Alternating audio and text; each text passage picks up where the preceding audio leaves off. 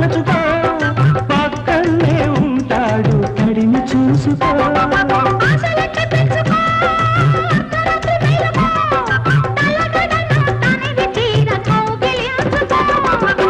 కలలు నిజం కాకపోవు పందెం వేసుకో దొంగ చిక్కింది కంగు తిన్నది దొంగ చిక్కింది లొంగనంటుంది కొంగులోన దాచింది విప్పి చూపనన్నది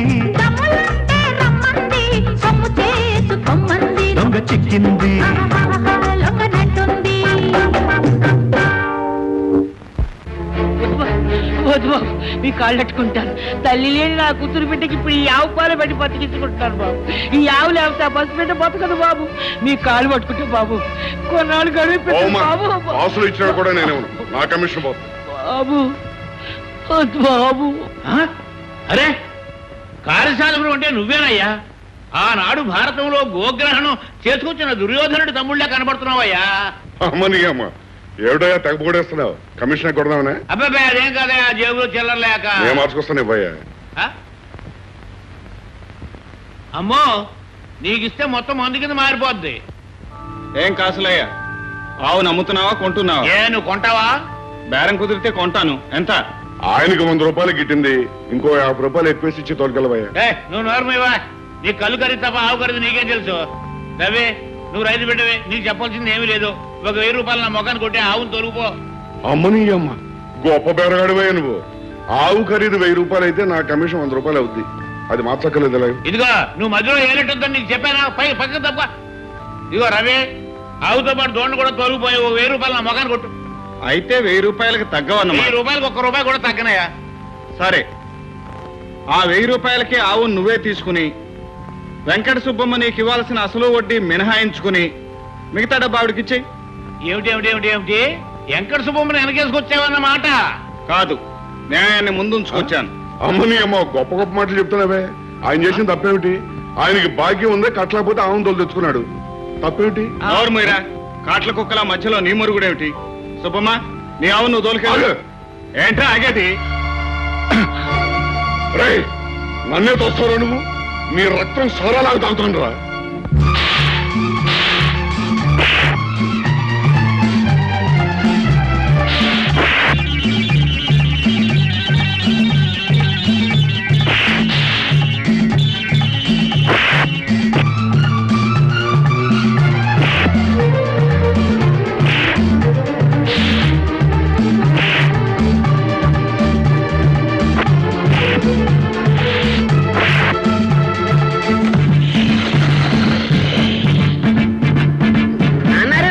ఏంటి అలా చూస్తారేంటి కోచి బిగించి గొడవలు దూకండి దిగితే ఇద్దరు తలకాయలు పగులుతాయిరా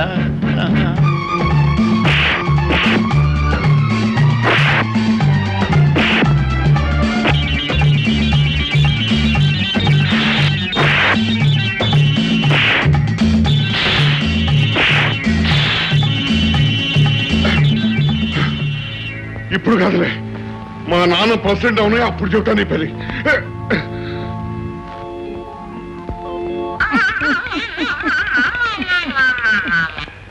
మీరు చేసిన మీరు మర్చిపోలేను బాబు దాందే ఉంది గాని ఆవును తోలుకెళ్ళి వీలైనంత త్వరలో ఆ బాకీ తీర్చి అలాగే బాబు ఇలా పక్క పక్క నడుస్తూ సరదాగా మాట్లాడుకుని ఎంతకాలం అయింది ఇలా మాట్లాడుకోవడం సరదాగా ఉన్నప్పుడు ఇక్కడే ఉండిపోవచ్చుగా నాకు ఉండిపోవాలని ఉంది తులసి మన భవిష్యత్తు బంగారం చేసుకోవాలంటే నేను వెళ్ళటం అవసరం చదువు పూర్తి చేసుకుని ఉద్యోగం సంపాదించుకుని మన బ్రతుకును పండించుకుందాం మీరు ఇంకా ఎన్నాళ్ళు ఉంటున్నారు రేపే నా ప్రయాణం రేపేనా అవును లేకపోతే మనం కన్న కలలన్నీ కలలైపోతాయి వద్దు మోహన్ నా కోసం నీ చదువు పాడు చేసుకోవద్దు కలిసే కాలం వచ్చినప్పుడే కలుద్దాం అది ఎంతో దూరంలో లేదు మోహన్ చెల్లెమ్మా చెల్లెమ్మా వస్తున్నానన్నయ్య నీకోసం ఏం తెచ్చానో చెప్పుకో చూద్దాం వస్తుంది పొలం నుంచి కాదు గనక పూలయ్యుండవు మిఠాయి మిఠాయి తినడానికి నువ్వేమన్నా చిన్న పాపాయవా అయితే చీర ఏంటుంది చీర కాదమ్మా అబ్బా ముత్యాల హారం ఎంత బాగుందో ఇంత ఖరీదైన నెక్లెస్ ఇప్పుడు ఎందుకు బాబు ఇవాళ కాకపోయినా రేపైనా చేయించాల్సిందే కదమ్మా ఉన్నప్పుడే ఒకటొకటే అమర్చుకుంటే రేపు అన్నీ ఒకేసారి కొనే భారం తగ్గుతుంది నా చెల్లెల్ని అత్తవారింటికి సగౌరవంగా పంపానన్న తృప్తి నాకుంటుంది. ఒకే తల్లి కడుపున పుట్టకపోయినా నీ చెల్లి గురించి నువ్వు ఇంతగా ఆలోచిస్తున్నావు. కానీ రక్తం పంచుకు పుట్టిన దాన్ని గురించి ఒక్క ఉత్తరంలోనైనా రాయడు. అమ్మా, అంటే నువ్వు కూడా నన్ను దూరంగా చూడడం కాదు బాబు, వాడు అసలు ఇల్లు, తల్లి, అన్న, చెల్లి అన్న మాట మర్చిపోయాడని నా బాధ. తన గురించి తనే ఆలోచించుకునే స్థితి రానప్పుడు ఇతరుల గురించి ఎలా ఆలోచించగలమ్మా? అయినా ఇంటికి పెద్దవాడిని నేనుండగా వాడెందుకు ఆలోచించాలి? కష్టపడి ఇంజనీర్ అయ్యాడు, రేపో మాపో ఉద్యోగం వస్తుంది. ఆ తర్వాతే తమ్ముడు మనల్ని గురించి ఆలోచించగలిగేది. ఎంత ఆలోచించినా ఏం చేయాలో అర్థం కావట్లేదు. ఎంత ప్రయత్నించినా ప్రతి ఆఫీసులో నో వేకెన్సీ అన్నమాట. అయితే నేను కూడా నో వేకెన్సీ చెప్పే వరకు ఇలాగే తిరుగుతారన్నమాట. రేఖ, హాస్యాన్ని కూడా మాటలొద్దు. జీవితంలో ఏం పోగొట్టుకున్నా నిన్ను మాత్రం పోగొట్టుకోలేదు. నేను అంతేనని మీకు తెలుసుగా. కాకపోతే ఈ ఉద్యోగ ప్రయత్నంలో ఇంకా ఎన్నాళ్ళు మన పెళ్లికి వాయిదా వేస్తారు? వాయిదా వేడ నాకు మాత్రం సరదానా? కానీ మగవాడు తన కాలం మీద తను నిలబడగలిగినప్పుడే భర్త కాగలడు. పోనీ మా డాడీని అడిగి చూద్దాం. Hi baby. Hi daddy. నమస్కారం అండి. నమస్కారం. కూర్చో బాబు. నీ ఉద్యోగ ప్రయత్నం ఎంతవరకు వచ్చింది బాబు? చదవటం, క్లాసులు తెచ్చుకోవడం నా చేతుల్లో ఉందండి. కానీ ఉద్యోగం సంపాదించడం మాత్రం నా వల్ల కావట్లేదు. అందుకే మీ దగ్గర తీసుకొచ్చాను డాడీ. ఈ రోజుల్లో ఉద్యోగం స్త్రీ లక్షణం అన్నారు. మగవాడనేవాడు ఏదైనా వ్యాపారం చేసి విదేశాల దాకా పాకడానికి ప్రయత్నం చేయాలి. You are 100% correct dad. అందుకే హైదరాబాద్ లో నేను తవ్విస్తున్న గలిలో మైకా పడే వరకు పట్టుదల వదలకుండా ప్రయత్నిస్తున్నాను. విక్రమార్కుళ్ళానా? అంటే ఇంతవరకు అందులో పోసిన డబ్బు చాలక ఇంకా తవ్వించి డబ్బంతా మట్టిపాలు చేద్దామని? నో డాడీ, లాస్ట్ ఛాన్స్ గా 1 లక్ష శాంక్షన్ చేసేయండి. ఫైనల్ గా నా లక్ పరీక్షించుకుంటాను. ఆల్ రైట్, ఇదే లాస్ట్ అండ్ ఫైనల్. డాడీ, అలాగే సుధాకర్ కూడా తప్పకుండా ఏర్పాటు చేస్తానమ్మా. నువ్వు అడగటం నేను కాదంటావునా? Thank you sir. ఏ పద్మా,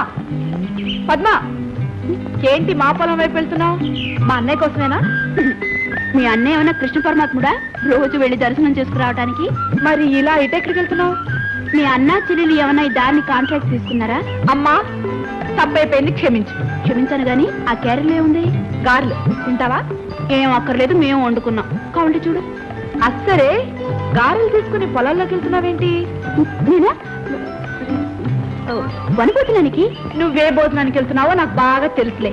మా అన్నయ్య మాత్రం నువ్వు చేసిన గారెలు ఏం తిండా? అలాగా, ఎందుకు తిండో నేను చూస్తాను. తినిపించడమే కాదు, నేను తెచ్చిన గారెలే చాలా బాగున్నాయని మీ అన్నయ్య చేత అనిపిస్తాను. పందెం ఏది? ఆ గారెలు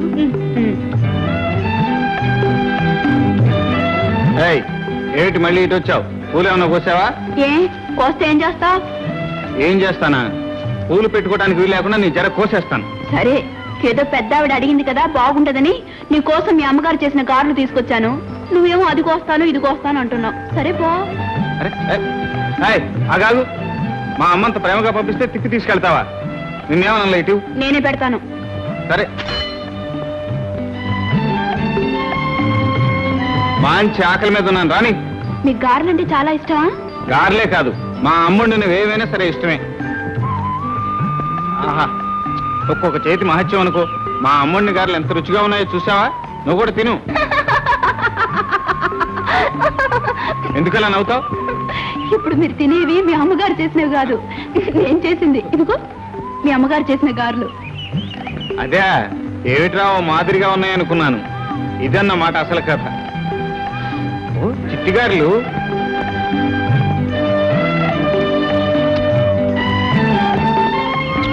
ఎమరుచిగా ఉన్నాయి.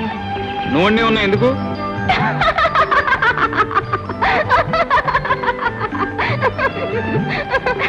నాకు చెక్కరేగిందంటే ఈ గారెలాగా నిన్ను కూడా కసాపిస్తా నవిలి పారేస్తాను.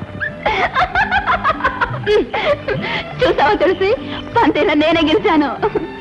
పందెమా? అవునన్నయ్య, తను చేసిన గారెలే బాగున్నాయని నీతో అనిపిస్తానని నాతో పందెం కాసింది. ఇప్పుడు నువ్వేమో ఆవురావురమని తింటూ తెగ మెచ్చేసుకుంటున్నావు. అయితే ఈ గారెలు ఈ మహాతల్లి చేసినవే. నా కూతుర్ని నీ కొడుక్కిచ్చి పెళ్లి చేయాలా? ఆ తాగుబోతు వెధవకి నా కూతుర్ని అడగడానికి నోరేలా వచ్చింది? అదేంటి బావా ఎంత చెడ్డ? వాడు నీ చెల్లెలు కొడుకు. తల్లి లేకపోబట్టే కదా వాడు అల్లరి వేధవా చిల్లర వేధవా ఈ ఊళ్ళో తిరుగుతున్నాడు. వాడు కూడా మనసు పడుతున్నాడు.